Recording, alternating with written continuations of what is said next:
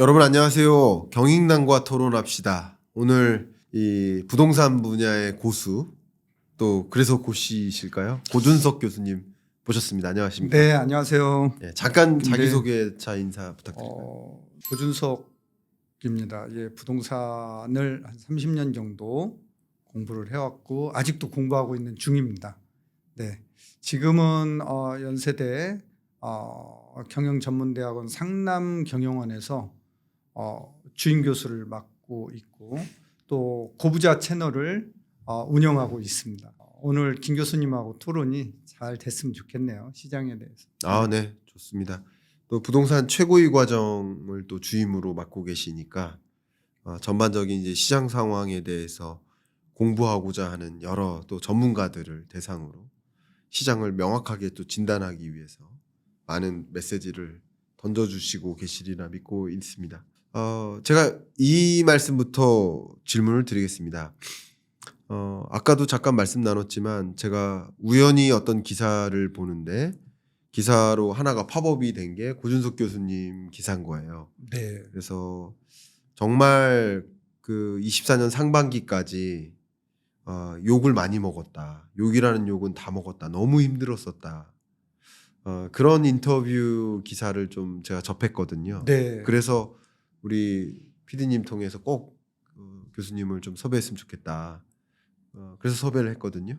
뭐 그 말씀부터 한번 부탁드릴까요? 제가 뭐 2년 전쯤으로 생각이 돼요. 네. 3%의 둔촌 주공 분양할 쯤이에요, 겨울에. 네. 예. 그럼 22년 겨울입니까? 네, 그런 걸로 네. 보입니다. 네, 3%에 나가서 저하고 뭐 한문도 교수님하고 토론을 네. 했죠. 시장에 대해서 그냥 자유로운 분위기 속에서 토론을 했는데 네. 그때 이제 둔촌 주공 분양할 때라 지금 이때 분양을 받으면 내 집 마련에 좋은 뭐 적기인 것 같다. 분양가가 또 3천만 원 수준 하니까 네. 부담 없이 받아라라고 했더니 네. 세상에나 댓글로 욕이 4천 개 정도가 달렸어요. 두 번 출연을 다 했는데 세셨어요? 두 번 출연을 했는데 네. 한문도 교수님하고 두 번을 했거든요. 그러셨어요? 8천 개가 달렸어요. 네. 우리 PD가 교수님 절대 댓글 읽지 마십시오. 아이고. 네. 그런 적이 있었는데 이게 이제 부동산 시장의 흐름은 우리가 뭐 주식 사는 것처럼 오늘 샀다가 내일 부동산을 팔 수 있는 것도 아니잖아요. 네. 거래 비용도 너무 많고 하니까 그래서 부동산 시장을 어떻게 보느냐. 네. 이게 사실은 중요한 것 같아요. 근데 이제 뭐 MZ 세대 청년들은 내 집 마련도 해야 되는데 뭐 떨어진 데는 이런 기사나 이런 게 나오면은 사실은 몇억 원, 뭐 많게는 10억 원 가까이 이 자금을 들여서 또 대출도 4, 5억 원, 뭐 3, 4억 원 정도 끼고 내 집 마련을 해야 되는데 쉬운 결정이 아니거든요. 네. 근데 큰 흐름을 안다라고 하면은 내 집 마련을 해야 되겠구나. 내 집 마련을 빨리 하는 게 자산 관리에 굉장히 도움이 되는구나. 네. 그런 걸 느낄 텐데 이런 교육을 시켜주는 데가 없잖아요. 사실. 네. 그러니까 부동산 교육을 뭐 시켜주고 자산 관리 교육을 시켜주는 데가 뭐 유치원, 초등학교, 중학교, 고등학교 뭐 다 해도 없잖아요. 그렇죠. 네, 네. 이게 조금 안타까운 것 같아요. 네. 저는 이제 말씀 속에 어떤 생각을 지금 떠올렸냐면요. 우리가 운전하고 산단 말이에요. 그래서 운전교육 받고 운전면허를 취득합니다. 근데 우리는 또 경제를 살아가거든요. 근데 경제를 교육받지 못하고 경제 자격증도 취득하지 않은 채 정말 수많은 경제적 의사결정을 내리는 그런 자본주의에 살고 있지 않나. 그래서 여러분들이 오늘 좀 대담을 통해서 나는 좀 어떤 식으로 자산 관리를 해야 되나, 나는 어떤 식으로 이 자본주의를 살아가야 되나 하는 생각을 하시는데 좀 도움이 되길 바라고요. 이제 본격적으로 말씀을 좀 이어가 보도록 하겠습니다. 아까 이제 그 소감 말씀을 주셨는데 저도 이제 제 전망을 공유해야 공감이든 반감이든 갖게 되니까 제 전망을 말씀드리면 저는 매년 경제전망서를 냅니다. 그리고 다음 해에 경제 이렇게 될 겁니다라는 전망을 의견을 항상 드립니다. 네. 그러면 그 안에 또 중요한 게 부동산 전망이니까 부동산 전망도 그 트렌드 중에 하나로 꼭 있고요. 24년 부동산 시장은 중반을 기점으로 전국 평균 매매 가격이 아파트 매매 가격 등락률이 마이너스에서 플러스로 소폭 바뀌는 약보합에서 강보합으로의 전환이 있을 거라고 전망을 했었고, 네.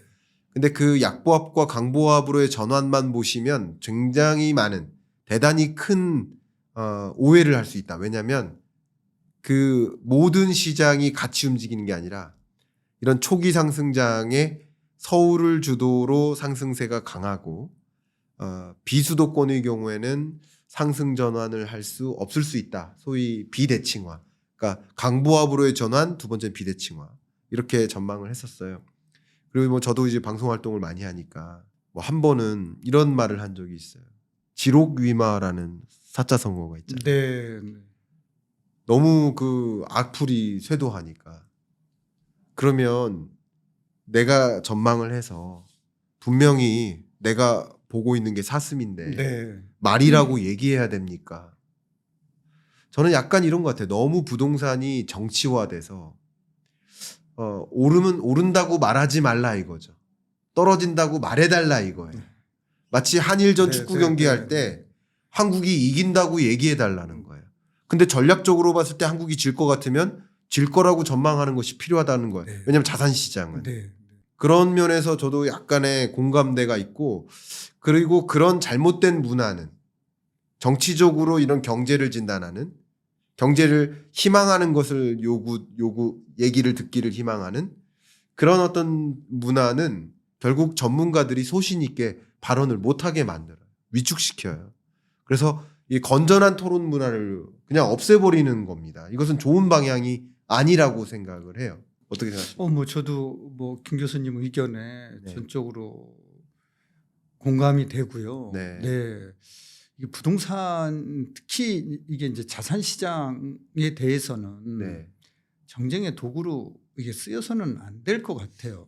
네. 그거 그래서 너무 중요한 시장만 말씀이십니다. 보고서 음. 시장에 대해서 우리가 정말 치열하게 고민하고 네. 시장에 대해서 우리가 미래를 얘기를 하고 네. 이런 문화가 정착이 돼야 될 것 같아요.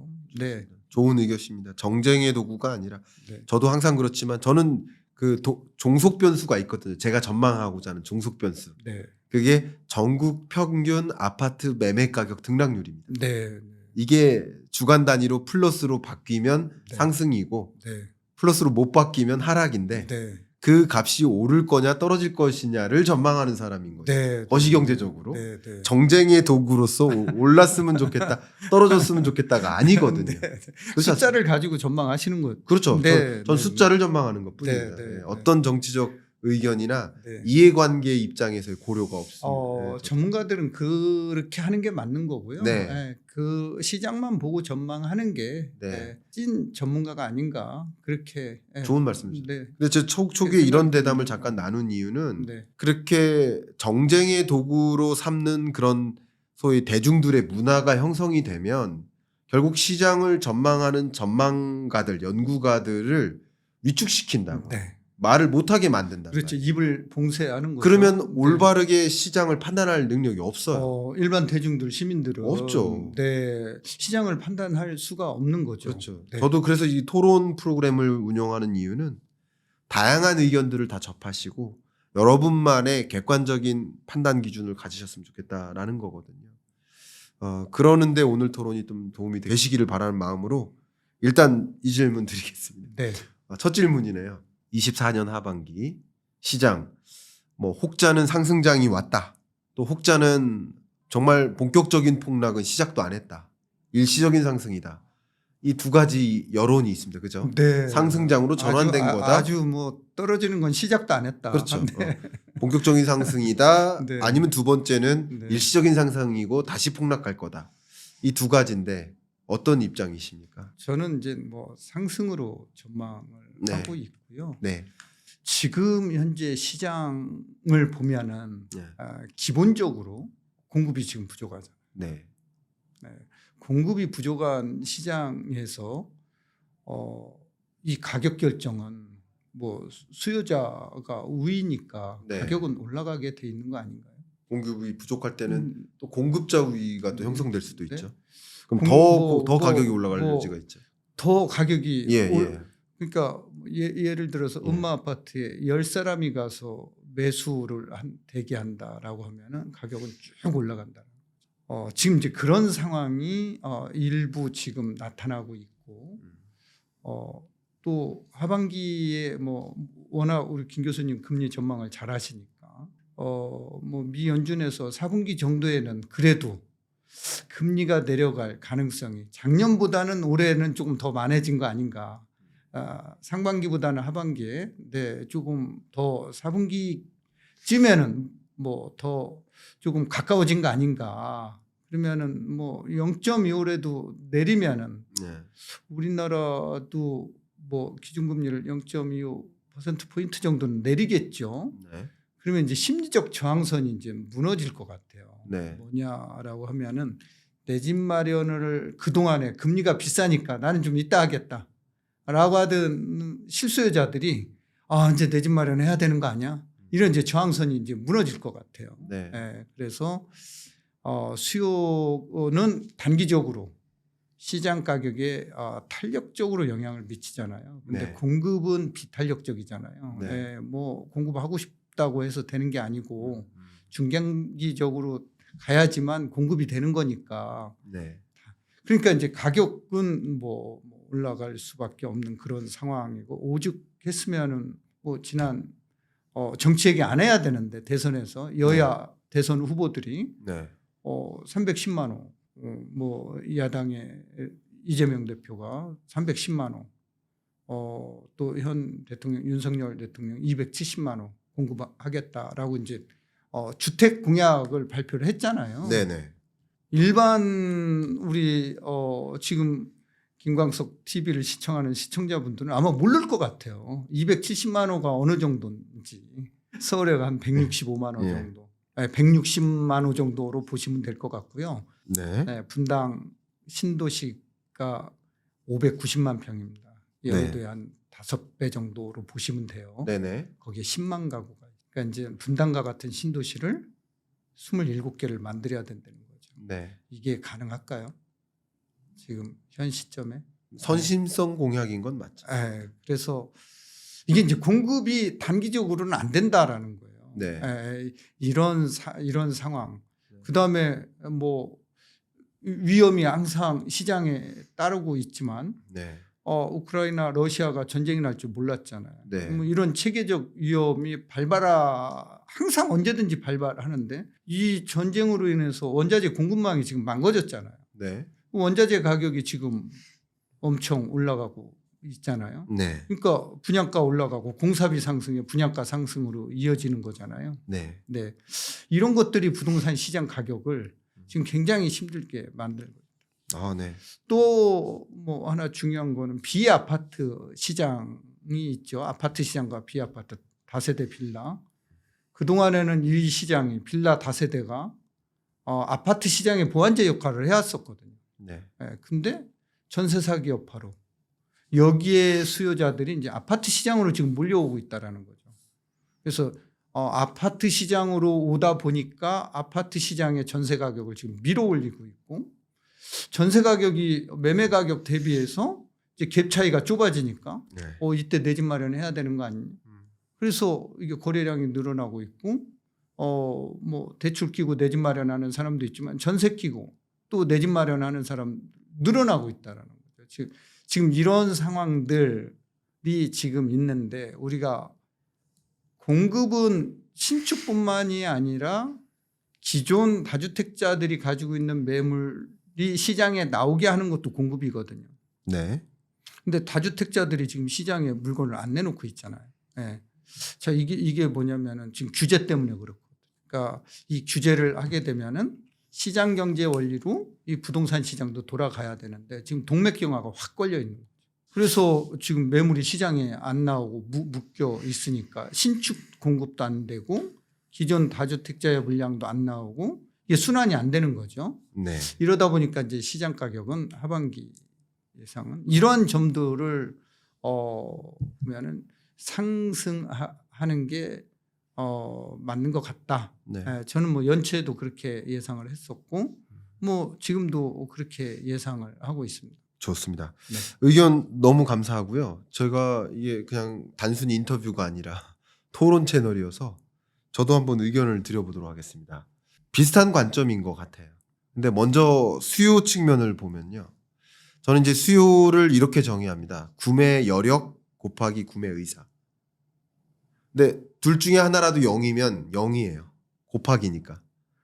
근데 아무리 구매할 능력, 여력이 있다 하더라도 구매 의사가 없으면 이것을 구매하지 않습니다. 근데 내 집 마련이든 투자 수요든 이 두 가지로 곱해서 나타나는데 저도 이렇게 단순화하면 좀 쉽게 여러분이 디파인할 수 있어서 좋다고 생각을 하는데 어쨌든 금리 인하가 거의 이제 예정된 수순이라고 본다면 그러면 금리가 뭐 혹자는 금리 인하 어려울 거야. 금리 인하하면 안 돼. 라고 또 생각하시는 분들이 계세요.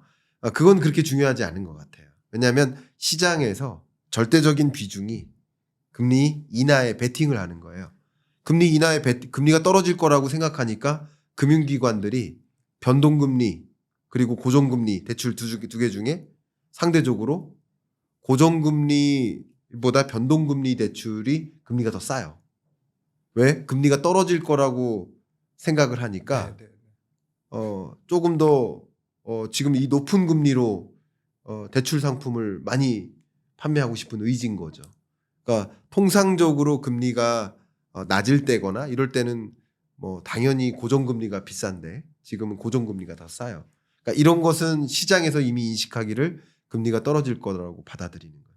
그럼 금리가 떨어질 거라고 받아들이면 구매 여력이 생기면서 실제 시중금리가 먼저 떨어져요. 지금 그런 현상이 나타나고 있죠. 시중금리가 먼저 떨어지니까 구매 여력이 올라가는 거예요. 근데 구매 여력이 올라가서 일부 구매 여력과 의사가 있는 사람부터 매수세로 움직이다 보니까 다른 내 집 마련 투자자나 아니면 투자자 둘 다 마찬가지지만 내가 포모 현상 겪으면 안 되겠구나. 이런 부동산 상승기에 내가 다시 한번 벼락거지 되면 안 되겠구나. 라는 그런 포모 현상으로 인해서 내 집 마련이든 투자 수요든 또 움직이는 거죠. 이게 매수세입니다. 수요적인 측면에서. 그리고 말씀하신 것처럼 전세 가격은 계속 올라갔고 매매 가격은 근래까지 조정됐으니까 매매 가격과 전세 가격의 격차가 좁혀지니 이게 어쩌면 내 집 마련 수요로 이동할 가능성을 조금 더 높게 만들어줬던 거죠. 현상적으로.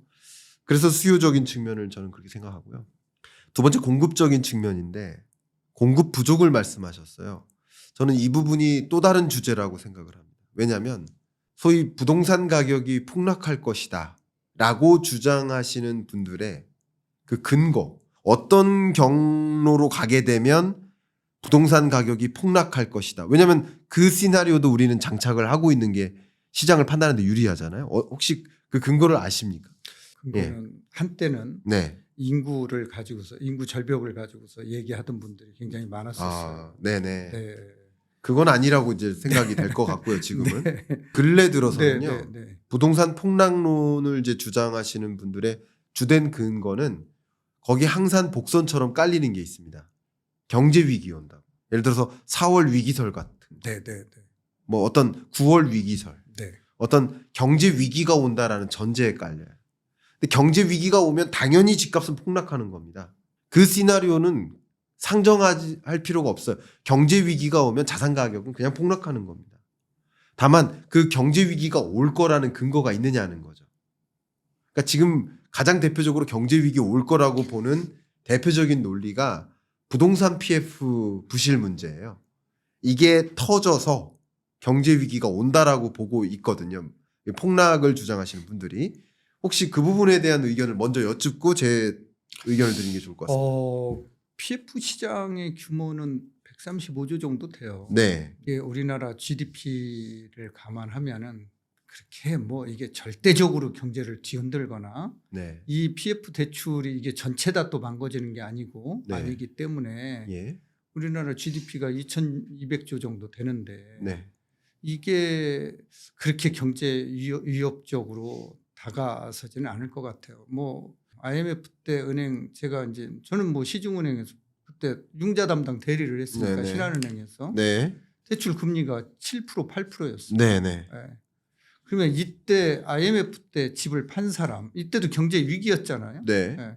집을 산 사람, 지금은 누가 잘한 걸까요? 결론적으로는 산 사람이 잘한 거겠죠. 그렇죠. 예. 그러니까 이게 경제 우리가 위기 네. 언제 올지 모르거든요. 이런 네. 체계적 위험은 네. 우리가 항상 투자 자산 시장에서 우리가 인지할 수 없는 거잖아요. 예측할 수 없는 것들이잖아요. 네. 예, 전쟁이 또 뭐 예를 들어서 이런 전쟁이 나면 안 되겠지만 중국하고 또 대만하고 또 전쟁이 나면 안 되잖아요. 네. 이러면은 또 우리 경제에도 영향을 받는 거잖아요. 그렇죠. 예, 예. 예. 그러니까 이런 체계적 위험을 상정을 해서 떨어질 것이다. 당연히 떨어지죠. 네. 우리가 IMF 때 우리 그런 경험을 가지고 있었죠. 그때 네. 실물자산 가격 많이 떨어졌어요. 네. 압구정동 현대아파트가 35평짜리가 지금 45억에서 50억 하는데 당시에 3억 원이었어요. 근데 지금 뭐 이게 지금 얼마나 많이 올랐습니까? 25년 만에.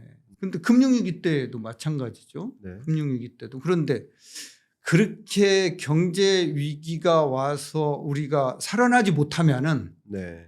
남미나 아프리카처럼 가겠죠. 실물 자산에 투자하면 안 되겠죠. 근데 경제라는 것은 그런 위기가 오더라도 꼭 하면 되는 거거든요. 네. 우리나라는 우리 김 교수님 잘 아시다시피 제조업을 근간으로 하는 나라잖아요. 네. 예, 예. 그래서 금방 극복하잖아요. 네. 예, 업종도 금방 변경해서 새로운 걸 만들어내고 금방 하는데 저는 그렇게 생각을 해요. 뭐 경제 위기설 있을 수 있어요. S&P 500 지수를 보면 200년간 지수를 보면은 미국 경제가 위기가 없었을 때가 있었습니까? 지난 200년 동안을 보면은 그러니까 굴곡이 있었잖아요. 그럼에도 불구하고 워렌 버핏의 워렌 버핏이 투자를 잘한다는 게 좋은 걸 가지고서 오래 가지고 있는 거잖아요. 네. 예. 그러니까 S&P 500 지수가 200년 동안 뭐 최근 10년, 15년 동안 보더라도 굴곡은 있었지만 우상향이잖아요. 한국은행 자료를 네. 인용해서 좀 말씀드리면 네네네. IMF 때 98년도 GNI가 8,100불이었고요. 네. 통화량 M2 기준으로 보면 640조였습니다. 네. 근데 그게 지난해 말 기준으로 36,000불에 3,900조 원을 넘어서고 있고 지난 4월 달에 4,010조 원을 넘었습니다. 통화량 M2가. 네. 우리가 계속 성장하고 있다는 거잖아요. 예. 그러면 집값은 이렇게 성장하고 있는데 소득이 이제 3만 불을 넘어서 4만 불, 5만 불로 간다. 또 통화량이 M2가 4,000조를 넘었고 5,000조를 넘어서 6,000조를 간다. 그러면은 우리의 이 실물자산 가격은 진짜 그때부터 본격적으로 떨어지는 건지 저는 반문하고 싶어요. 네. 실물자산 가치도 당연히 올라가겠죠. 네. 좋습니다. 이제 의견 이렇게 길게 주셨는데요. 그러니까 이 부분은 저랑 좀 차이가 있어요. 무슨 차이가 있느냐? 어쨌든 경제 위기가 와서 부동산 폭락이 오느냐? 경제 위기가 오면 당연히 폭락 오죠라고 답변하신 건 똑같죠. 근데 경제 위기 오든 말든 그건 예상할 수 없으니 어쨌든 조정된 다음 다시 올라가니까 그러니까 내 집 마련이라는 의사결정은 어쨌든 그냥 하는 게 낫다. 의사결정 관점의 말씀이신 거예요. 네, 네. 그러니까 저는 그걸로라는 게 아니라 여전히 제가 전망하는 것은 그러니까 가격이 오를 거냐 떨어질 거냐를 전망한다는 관점에서 경제 위기가 오면 가격이 떨어질 것이라고 저도 판단하고요. 그러면 지금 그 논리는 경제 위기 올 건지에 대한 그 근거가 맞느냐라는 거죠. 근데 부동산 PF 부실 문제가 지금 있어요. 근데 부동산 PF 부실로 인해서 건설사의 도산이 있어요. 건설사 도산이 있고 일부 금융 부실의 문제도 야기되고 있습니다. 특히 지방은행들 굉장히 심각하죠. 근데 이 문제로 금융위기, 우리나라의 금융 시스템이 붕괴될 만큼 경제 활동이 급격히 수축될 만큼 경제 위기로까지 가느냐, 이 연결고리는 해석이 불가능합니다. 기여도 면에서 이 부동산 PF 대출 잔액도 그렇지만 거기서 연체액이 차지하는 비중은 절대적으로 낮고요. 그게 금융부실로 전이될 가능성은 있겠지만 그게 금융 위기로까지 갈 가능성은 굉장히 희박하다. 그러니까 부동산 PF 부실로 인해서 경제 위기가 오고 4월 위기 같은 게 오고 그리고 그것으로 인해서 집값이 하락한다는 것은 경제 위기 오면 집값 하락하죠. 그러나 경제 위기 온다라는 그 근거가 없어서 그런 것을 전제로 집값이 폭락할 거라고 전망하면 안 되지 않느냐라는 것을 저는 주장합니다. 저도 저의 거기에- 의견은. 네네네. 음. 지금 이제 기업 여신 네. 금융권 기업 여신 연체율이 지금 0.6%예요. 네. 0.6%고 가계 여신은 0.4%입니다. 네. 4월 말 기준입니다. 네네. 근데 이거 가지고서 PF 여신이 네. 그렇게 다 이게 135조 정도 되는데 네. 이게 다 부실화되고 이 135조 중에서 0.6%가 지금 이자를 지금 못 내고 연체하고 이렇게 하고 있다는 건데 네. 이게 그렇게 큰 영향을 끼치지는 않을 것 같고요. 특히 이게 영향을 끼치게 되면은 네. 우리 큰 경제에는 정말 뭐 그렇게 큰 영향은 없을 거라고 보고 부동산 시장으로 국한돼서 보면은 오히려 네. 건설사들이 이제 현금 흐름이 좋아야 되잖아요. 네. 현금 흐름이 좋아야지만 또 다른 공사장 또 다른 데도 또 시공하고 또 착공하고 해서 네. 뭐 이게 공급을 원활하게 해주는데 이게 시장이 안 좋아지면 공급 측면에서 문제가 된다라는 거죠. 오히려 공급이 안 되니까 기존 집값은 더 올라갈 수 있다라는 거죠. 그래서 PF 시장이 안 좋아지면 집값이 떨어지는 게 아니라 네. 오히려 네. 집값은 더 상승한다. 저는 그렇게 보고 있어요. 네. 네. 와, 이 부분은 어떻게 저랑 똑같은 생각을 갖고 계시죠? 아니, 이 부분에 뭐, 대해서 제가 제 채널에서도 녹화를 몇 번 했는데 그래서 그러십니까? 이 부분 한번 설명드리겠습니다. 아, 네. 이게 너무 재밌는데 그러니까 제가 다시 한번 강조한다면 부동산 PF 부실이 네, 경제 위기로 온다면 네. 집값은 폭락하죠. 네, 근데 경제 위기가 안 온다면 네, 안 네, 온다면 집값 폭락은 아니에요. 네, 네. 이 연결고리가 안 맞는 맞죠. 거예요. 첫 번째. 네, 네, 네, 네. 근데 그럼 경제 위기가 안 온다면 네, 부동산 PF는 네. 이 부실은 네. 집값에 어떤 영향을 미칠까를 또 논해봐야 돼요. 네, 두 번째 네. 시나리오. 네, 네. 근데 말씀하셨던 거랑 굉장히 비슷한 논조인데 네, 부동산 PF 부실 문제가 심각하다 보니까 이 금융권에 30년 계셨지만 네. 금융사들이 당연히 리스크 매니지먼트를 첫 번째 과제로 둡니다. 그러니까 사업자 등록증 받아서 대출해 주세요라고 하면 건설업이 있네? 그럼 대출 안 해줍니다. 대출 제외 대상이 됩니다. 대출 태도가 완전히 꺾이죠. 대출이 안 가요. 그러면 대출이 있어야 집을 짓고 있던 건설도 본 PF 받아서 브릿지 드론 받았다면 추가적인 대출에 의존해서 집을 공사를 마무리한다든가 또 신규 인허가를 받고 뭐 착공 들어간다든가 어쨌든 유동성이 있어야 건설사들이 집을 추가적으로 질 텐데 결국 부동산 PF 부실은 첫 번째 금융사들의 태도, 대출 태도를 제약시켜서 추가적인 공급을 못하게 만든다. 그래서 지금 야기된 게 공급난인 거죠. 또 다른 문제. 이제 25년에 마주할 숙제가 공급난인 겁니다. 그러면 가격 상승 압력이죠. 두 번째, 거시경제적으로 보면 부동산 PF라는 이런 부실 문제가 있기 때문에 금리를 인상할 수 없는 요인이 돼요.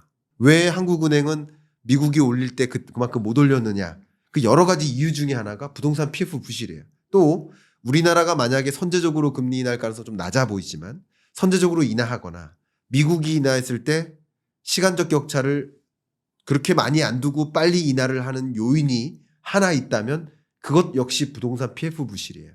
이 부실 문제가 있기 때문에 금리 인하를 조금 더 서둘러 하게 만든다. 결국 이 두 가지 요인을 불러서 생각해 본다면 공급 부족으로 만들고 금리 인하 요인이니까 부동산 PF 부실 문제는 오히려 집값 상승 압력이 된다. 저는 이렇게 해석을 하고 있습니다. 네. 네. 뭐 저는 그래서 이 PF 시장이 지금 네. 뭐 불안하다고 예. 얘기하시는 분들도 많고 사실 뭐 불안하니까요. 불안합니다. 예. 네, 근데 연체율 리스크 관리는 금융권에서 굉장히 잘하거든요. 네. 네, 그리고 저도 은행에 있었을 때 이 분야에 대해서 뭐 네. 보고 또 승인도 여기 이 PF에 대해서 네. 분야도 해보고 또 부서장으로서 또 여기에 또 의견도 되고 뭐 그랬지만 네. 근데 은행은 손해 나는 것은 안 하거든요. 절대 안 그래서 IMF 때 하고 지금하고 연체율이 틀린 겁니다. 네.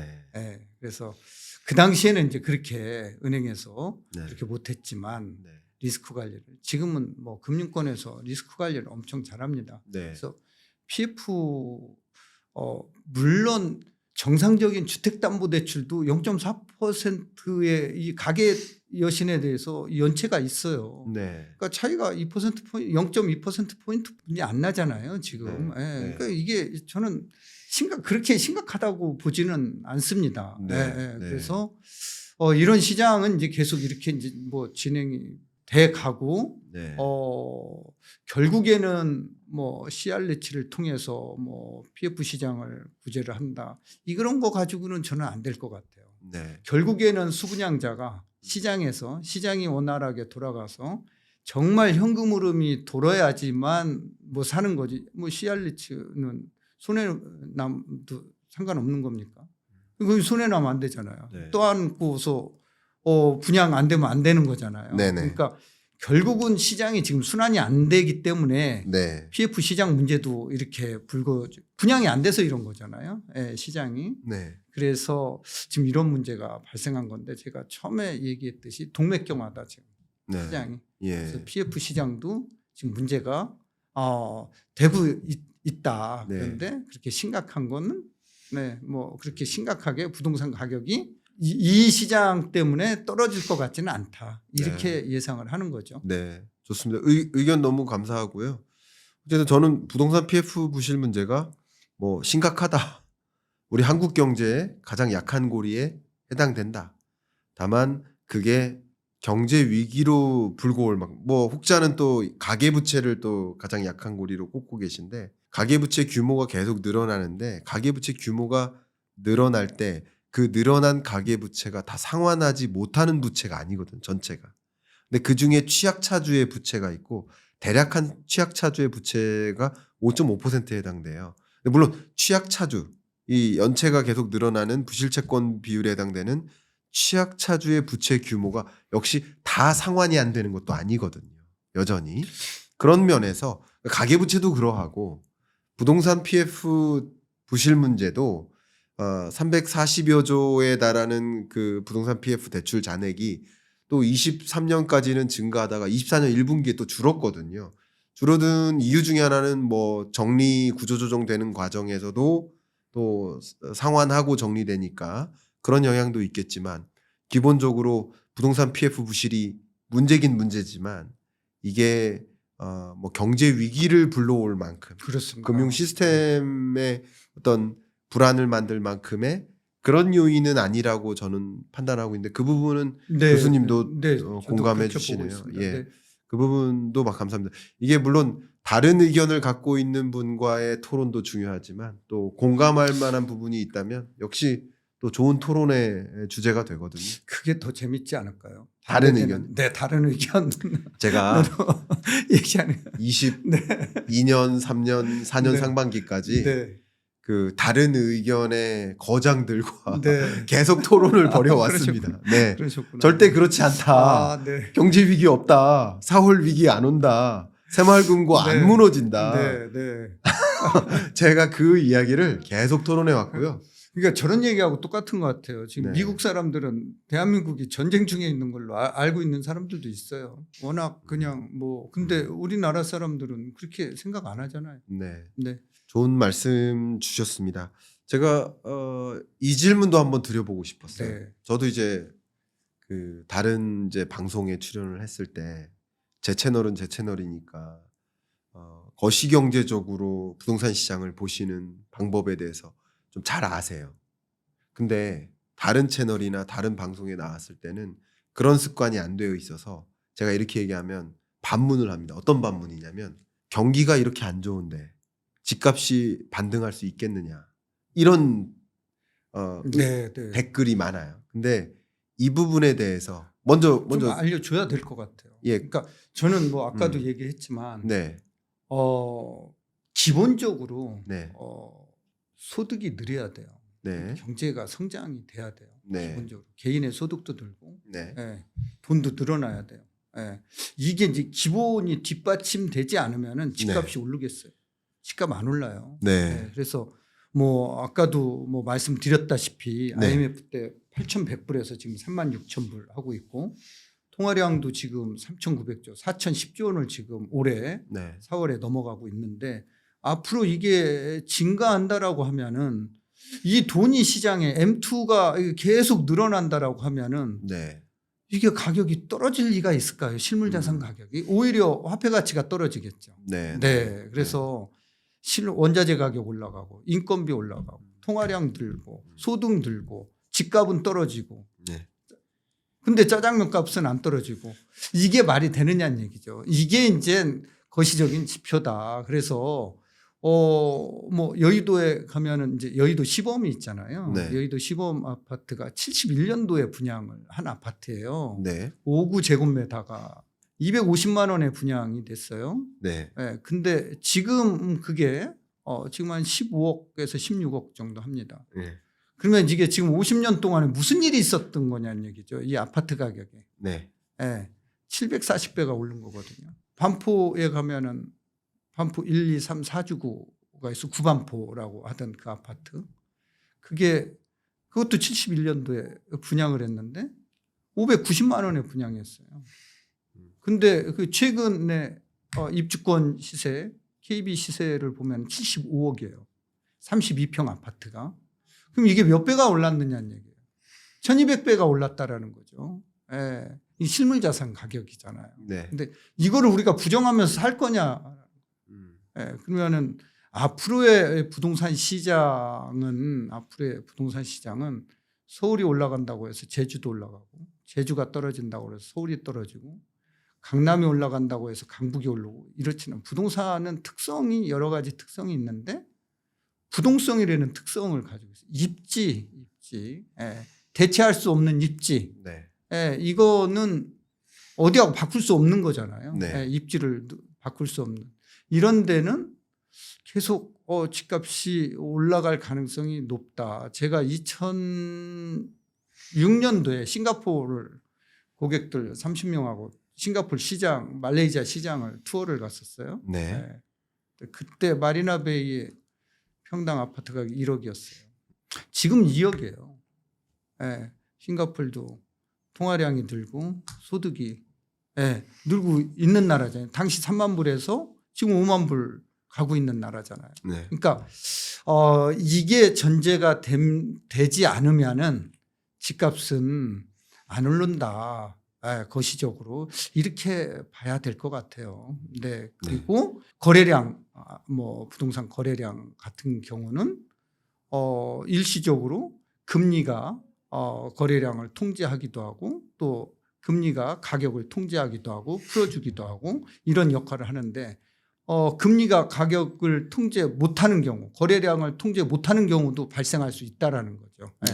지금까지는 금리가 잘 방어를 해왔어요. 통제를. 공급이 부족하면은 가격이 뭐 막 올라줬어야 되는데 왜 금리 때문에 이제 금리가 방어를 해준 건데 이제 심리적 저항선이 이제 무너질 가능성이 높다.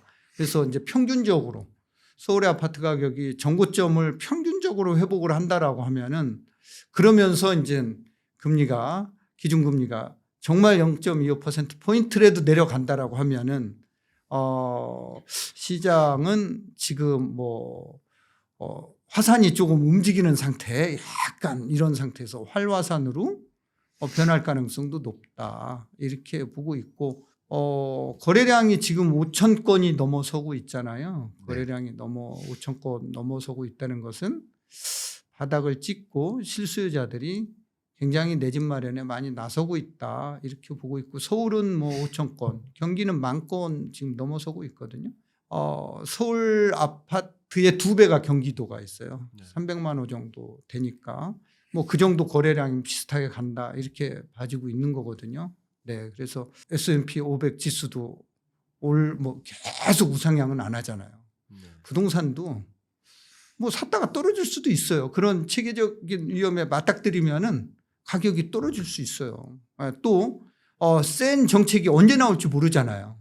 센 정책이 부동산 시장을 규제하는 정책이 또 나올 수 있는데 이런 정책은 일시적인 효과. 그러니까 우리가 병원에 가서 주사 맞을 때 따끔하잖아요. 예. 주사바늘 들어 있어도 뭐 지장 없다라는 거죠.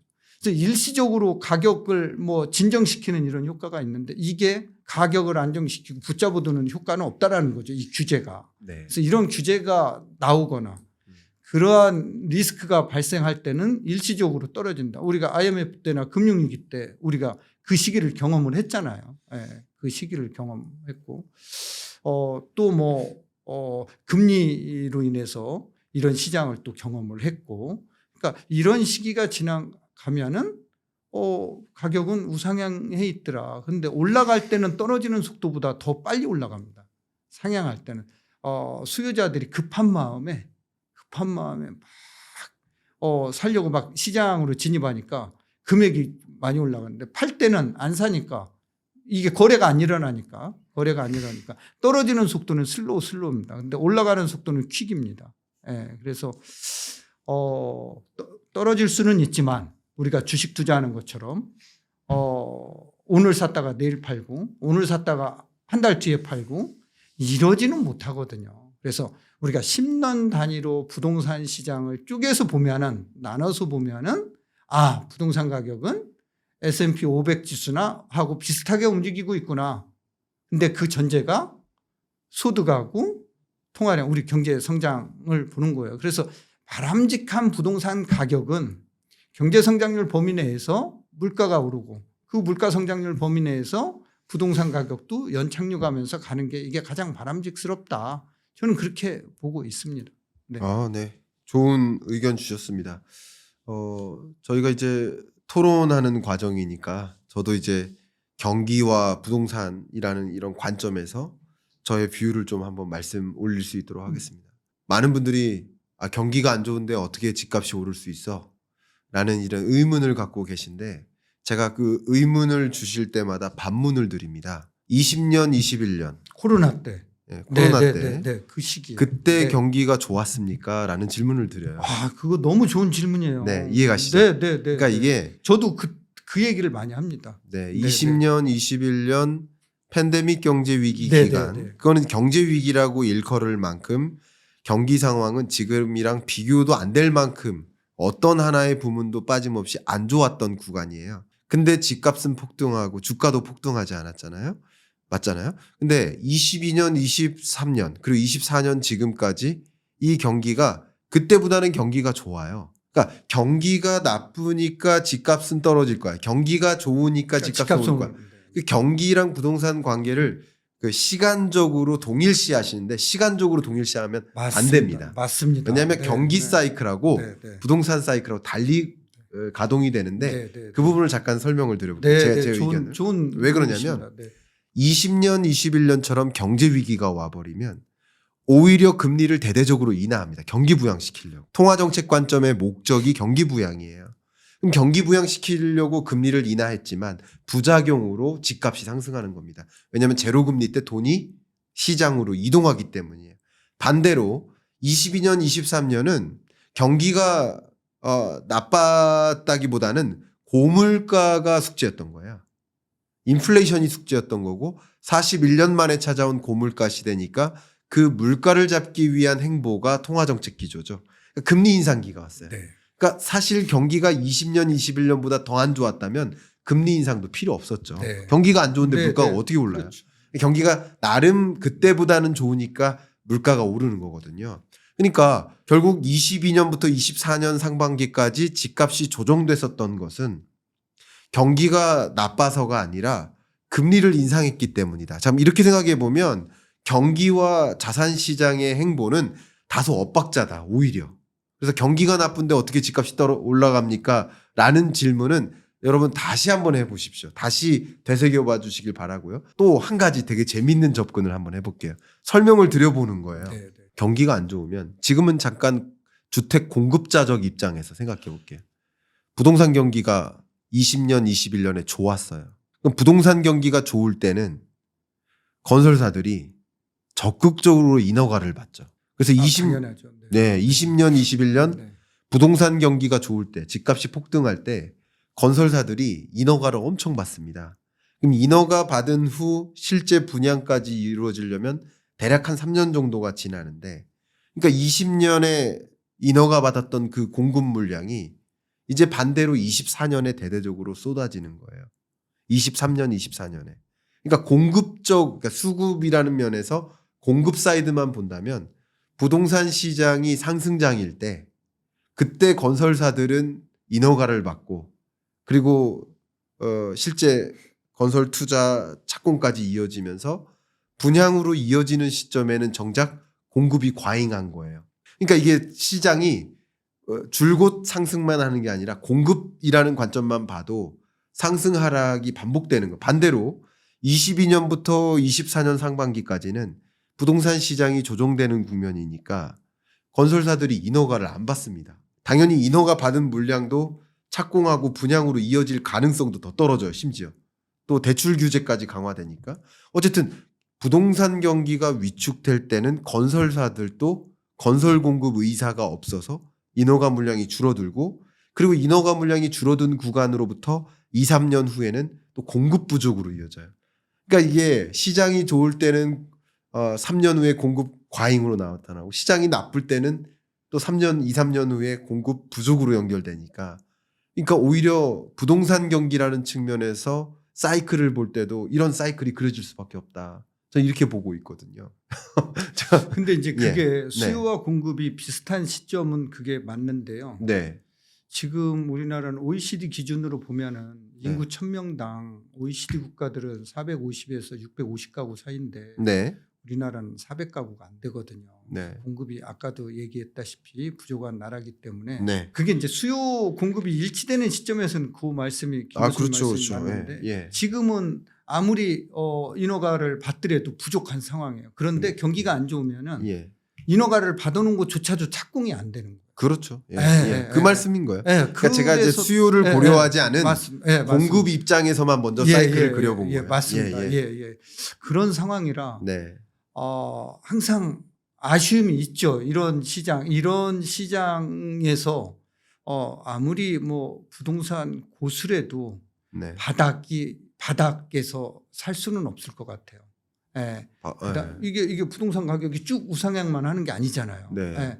삼성전자 주식을 정말 바닥에서 살 수 있는 사람은 아마 없을 거예요. 아무리 뭐 30년 동안 모니터를 보고 증권회사에 근무한 뭐 분들이라도 네. 그게 쉽지 않은 거거든요. 네. 예.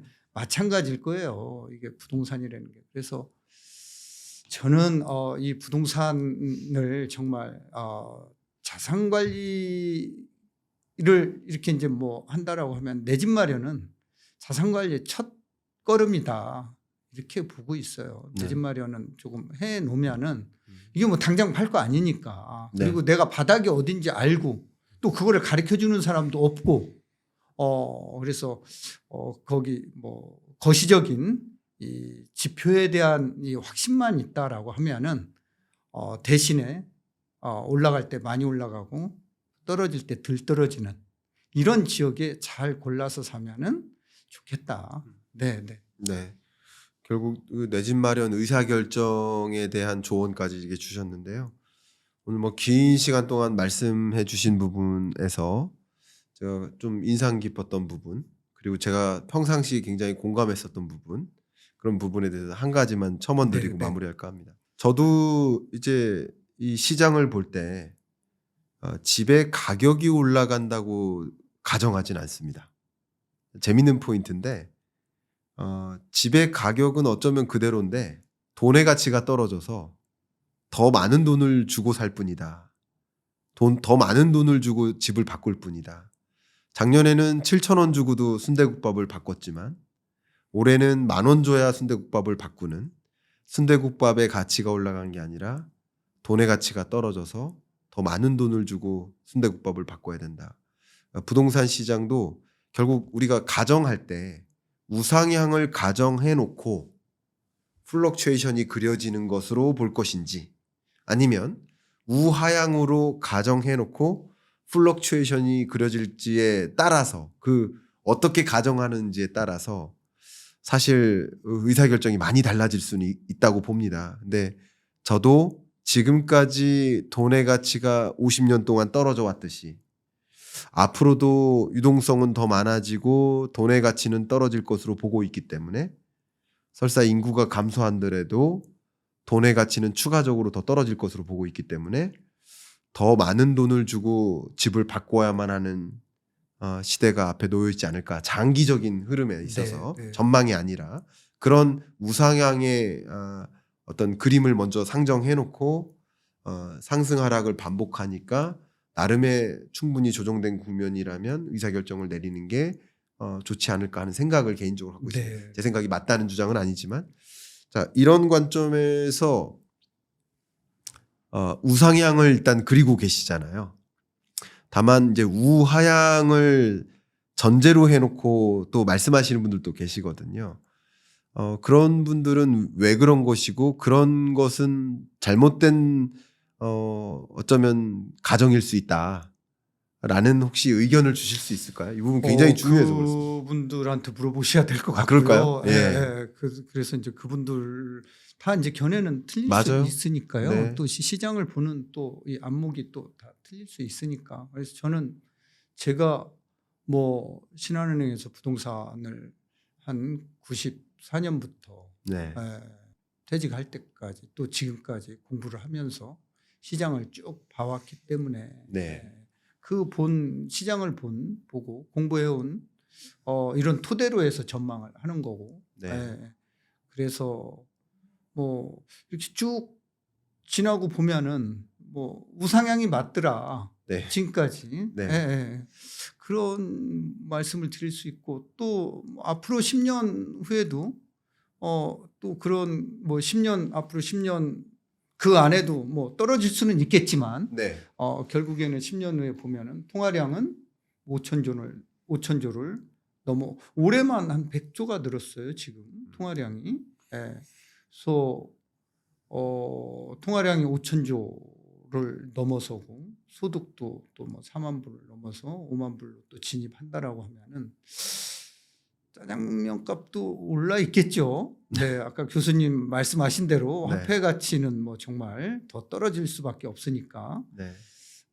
그러면은 결국에는 그만큼 10년 전에 사야 될 대가를 치르고 사야 될 금액보다 좀 더 많은 대가를 지불하고 뭐 집을 구매해야 되는 그런 시기가 또 오지 않을까 그렇게 보고 있습니다. 네. 너무 적절한 비유시고요. 뭐 저도 굉장히 많이 공감하는데 우리나라의 물가 지수가 추계된 이래로 통계청에서 물가 지수를 추계한 이래로 단 한 번도 물가 지수가 전년보다 떨어진 적이 없습니다. 그러니까 추계한 우리나라 통계청 역사상 물가가 전년보다 떨어진 적이 없다는 얘기는 곧 전년보다 통화 가치가 올라간 적이 없다는 것을 뜻하고 매년 돈의 가치는 떨어져 왔기 때문에 지금 짜장면을 10,000원 주고 산다면 10년 후면 어쩌면 뭐 3만 원을 주고 짜장면을 사는 게 이상한 일이 아닐 수 있겠다. 이렇게 본다면 또 어떤 관점에서 그만큼 물론 짜장면 가격과 아파트 가격을 동치시키는 건 아닙니다. 이것은 유동성의 힘이니까. 다만 짜장면의 가격이 오르는 것처럼 돈의 가치가 떨어짐을 설명드린 거고 그렇죠. 그렇기 때문에 더 많은 돈을 주고 집을 사야 되는 환경에 놓이지 않을까 하는 생각을 저는 개인적으로 갖고 있는 거예요. 그런 부분에 있어서 좀 비슷한 생각을 해주시는 것 같고요. 오늘 뭐 경기, 금리, 또 가격, 그밖에 부동산 시장에 걸친 이 정치적 여러 의견, 여러 가지를 중심으로 교수님과 굉장히 깊은 대담을 나눈 것 같아서 아주 즐겁고 저도 많이 배울 수 있었습니다. 제가 많이 배웠습니다. 아닙니다. 우리 김 교수님 안목이 상당하십니다. 아닙니다. 아닙니다. 네. 질문의 이 난이도가. 네. 아유, 그렇게 네. 말씀해 주셔서 감사하고 아마 우리 구독자분들도 교수님의 의견, 또 제 의견, 또 우리 말고 또 다른 어떤 전문가들의 의견, 제가 항상 강조하지만 그 오른다 떨어진다가 중요한 게 아니라 오른다고 주장하면 그 이유가 무엇인지, 떨어진다고 전망한다면 그 떨어지는 이유가 무엇인지 그 근거를 들으시고 그 근거를 기본으로 해서 여러분의 자신의 객관적인 전망, 그 뷰를 좀 가지셨으면 좋겠다라고 그렇죠. 네. 항상 의견 드리는데 오늘 토론이 그렇게 하시는데 조금 더 뷰를 장착하시는데 도움이 됐기를 바랍니다. 끝으로 교수님께 오늘 처음 경인남과 토론합시다 출연해 주셨는데 소감 말씀 여쭙고 마무리할까 합니다. 저는 이런 토론인지는 몰랐고요. 네. 아무튼 김 교수님이 금융 전문가가 아닌 부동산 전문가를 하셔도 되겠다. 예, 이런 생각이 들었어요. 아닙니다. 예, 그래서 아닙니다. 시장의 뷰를 너무 확실하게 잘 보고 계시는 것 같아서 저하고 비슷하게 보시는 분이 여기 계시는구나. 그렇습니다. 이런 걸 느꼈어요. 예. 네, 네. 예, 너무 상호 보완적으로 접근이 가능할 것 같고요. 마지막으로 의견 드리면 저는 이제 거시경제를 볼 때 실물 경제도 보지만 수출입이나 소비나 투자나 이런 걸 보지만 시장도 본단 말이에요. 근데 시장에는 주식시장, 부동산 시장, 채권 시장, 코인 시장 다 있단 말이에요. 이 시장과 실물 경제가 정말 톱니바퀴처럼 맞물려서 돌아가거든요. 그래서 저는 사실은 어떤 부동산 전문가보다 더 자신 있다고 말씀드릴 때가 많아요. 네, 네. 정말 저는 거시경제적인 관점에서. 네. 그래서 계속 의견을 드리는 건데 그렇게 또 생각해 주셔서 감사하고 우리 구독자분들이 오늘 정말 귀중한 시간이 되었을 것 같습니다. 오늘 너무 감사합니다. 김광석 TV에 출연 초빙을 해주셔서 네. 감사합니다. 네, 교수님 유튜브 채널 링크도 네. 그 고정 댓글에 이렇게 달아드릴 테니까 감사합니다. 네. 교수님 고견을 더 듣고 싶으신 분은 그 고정 댓글 상단에 있는 거 확인하셔서 더 많이 시청하시길 좀 추천드리겠습니다. 이상 마무리하겠습니다. 네, 감사합니다. 감사합니다. 네, 감사합니다.